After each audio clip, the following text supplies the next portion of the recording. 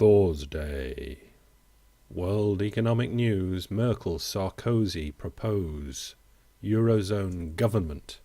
Paris, France and Germany called on Tuesday for a new economic government for Europe, with mandatory balanced budgets enshrined in the constitutions of all Eurozone members as a way to overcome the debt crisis that has threatened to fracture the continent's fragile common currency. French President Nicolas Sarkozy and German Chancellor Angela Merkel's push for a long-term political solution instead of immediate financial measures like single European bonds sent the euro sliding. Sarkozy and Merkel also proposed a Europe-wide tax on financial transactions and pledged to harmonise their countries' corporate taxes, and in a move aimed at showing the Eurozone's largest members are marching in lockstep to protect the euro. What a bunch of crap.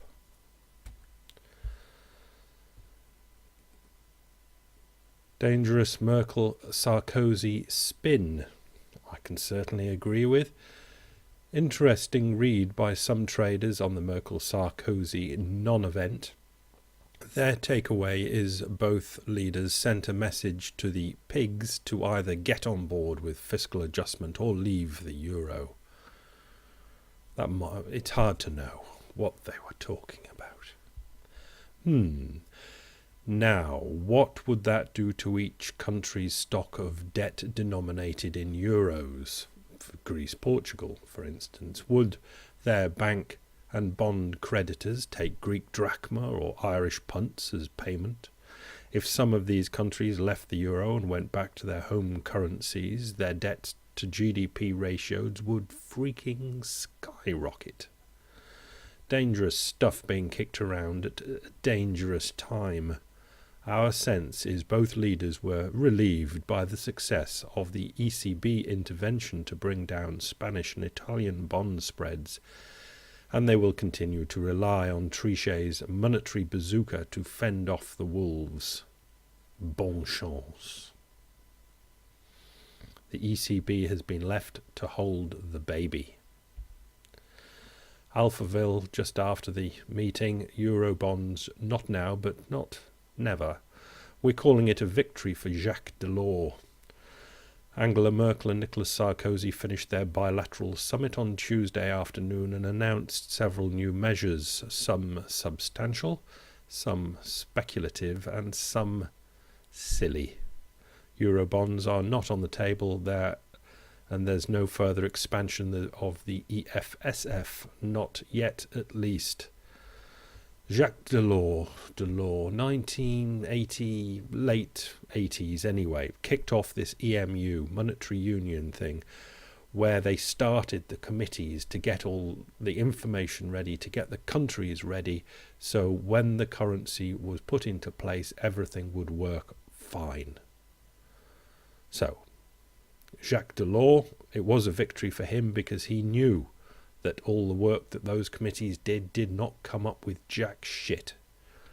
And they pushed ahead with it anyway, put the currency out, and Delors knew that this disaster was going to happen and calculated that when the disaster happened, people like Merkel and Sarkozy would have to get together and crush the Eurozone together in a fiscal union to sort out the disaster. The trouble is, Merkel and Sarkozy now playing politics, trying to sort out what should have been sorted out 15, 20 years ago, which is kind of getting ready to fix the problems that might happen in 5 or 10 years' time from now, when the disaster is exactly now. Problem avoidance. Typical political bullshit. The Telegraph. Osborne must brace for Euro road crash. It won't happen at Tuesday's meeting in Paris between Angela Merkel and Nicolas Sarkozy, where saving the euro will again focus on peripheral issues such as the need to underpin already agreed measures with governments and structured reform, blah blah. But at some stage quite soon, European leaders are going to have to make up their minds. Are they really prepared to do what it takes to save the euro? Or might it not be better to make preparations for an orderly breakup and reconstitution of Europe's currency arrangements as remains possible, given that already deep financial integration in the Eurozone is going to make almost any restructuring unimaginably traumatic? As is now widely recognised, though apparently not yet by the European leaders, saving the single currency in its current guise requires the Eurozone to become a joint liability union. I think they have realised it now, and yesterday Merkel and Sarkozy started putting that joint liability union together, which should have been done first, and it can't be done quickly, and the problem is now. Meanwhile, the other side of the Atlantic, I've put this in because I particularly like this graphic, this picture. Isn't that very, very good? Bernanke pulling on the demand and boost lever with his right hand and finger going over to the standby QE3. Clive Crook, the article, the writing is Fed must fix on a fresh target, and says a prevailing misconception about the US economic policy is that no good options remain.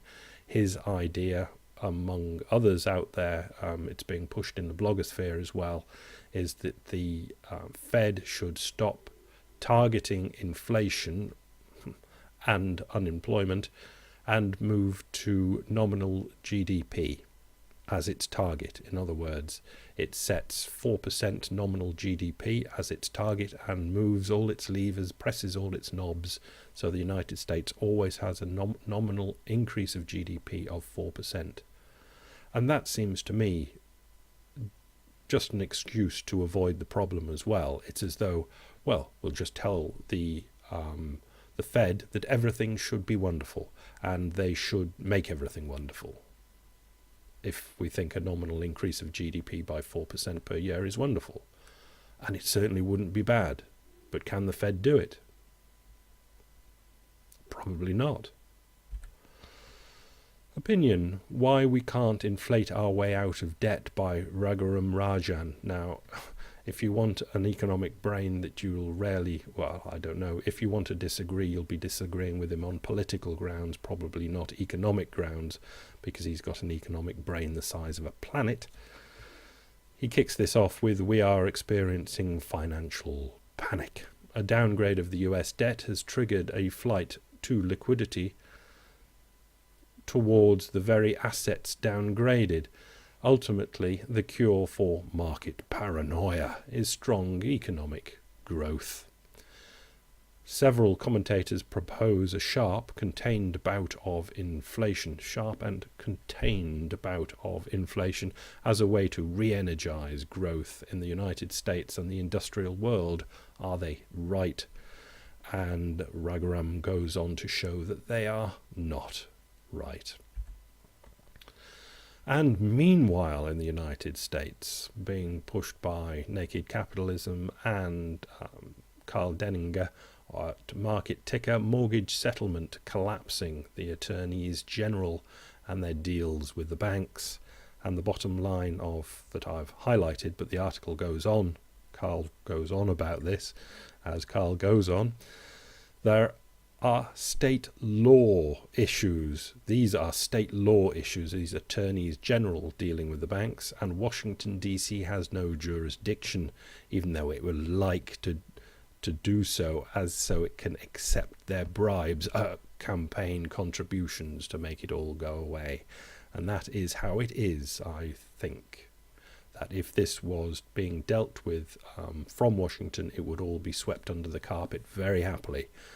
But seeing it's a state thing, the states are being pressurized, I'm sure, to sweep it under the carpet, but it's much more difficult because the states are starting to get a bit uppity.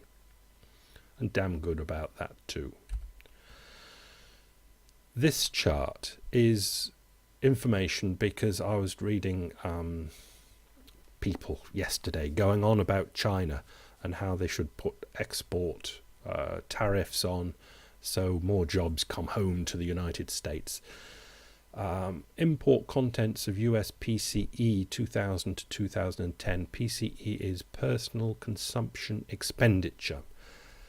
Let's do the red one. Access on the right, which is 1%, 2%, 3%, 4%, 5%, 6%, 6%. The red line, going from 1% to just short of 2%. This is the percentage of stuff, what Americans buy, what is made in China like. Not quite 2%.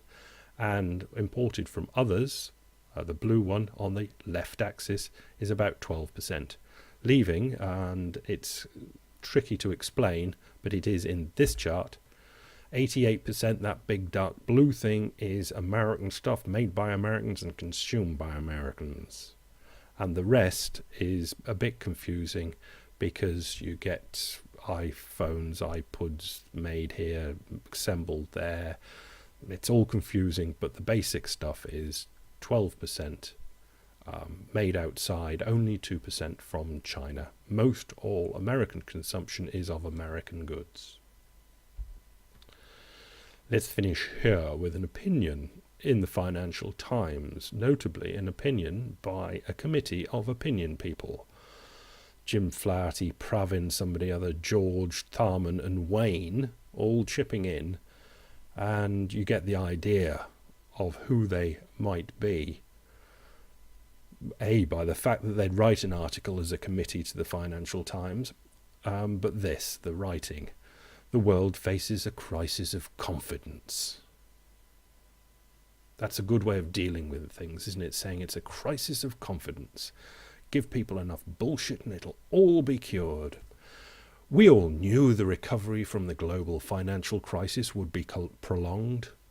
I bet they bloody well didn't.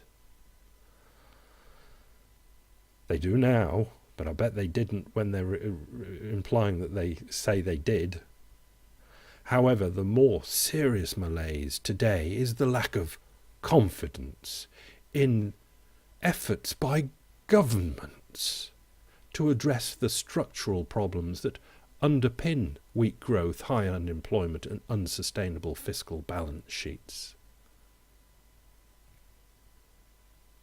The more serious malaise than the malaise of money turning to shit is the lack of confidence in the efforts of governments to address the structural problems. What are they doing exactly the problems that underpin the weak growth, high unemployment and unsustainable fiscal balance sheets? What are the efforts that government are doing to address these structural problems?